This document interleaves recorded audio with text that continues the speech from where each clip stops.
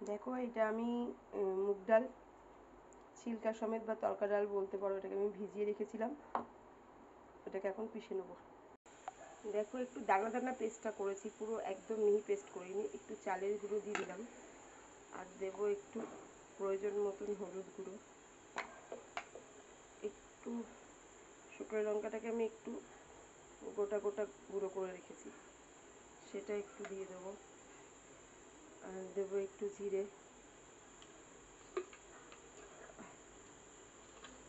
আর দেবো নুন। এখানে দেখো আমি পেঁয়াজ, লঙ্কা, আদা, রসুন কুচি করে রেখেছি, এটাও দিয়ে দেবো। দিয়ে এটাকে ভালো করে মেখে, দেখো কড়াতে সর্ষের তেল দিয়েছি, সাদা তেলে ভাজবো না, এটা সর্ষের তেলে ভাজলে বেশি টেস্ট হয়। এবার বড়াগুলোকে দিয়ে দিয়েছি। দেখো এগুলো ভাজা হয়ে গেছে, ভীষণ টেস্টি হয় খেতে, আর দেখতে দেখো কি সুন্দর হয়েছে। আর এই যে বাকিগুলো ভাজা দেবে একটুখানি, প্রথম দিকে এখন গ্যাসটা একটু জোরে দিয়ে ভাজবে। আমার বরকে দিচ্ছি খেতে, খেয়ে বলবে কেমন হয়েছে। দেখো খেয়ে বলো কেমন হয়েছে। খুব টেস্টি। টেস্টি আছে? তোমরাও ঘরে বানিয়ে খেয়ে দেখো, ঠিক আছে?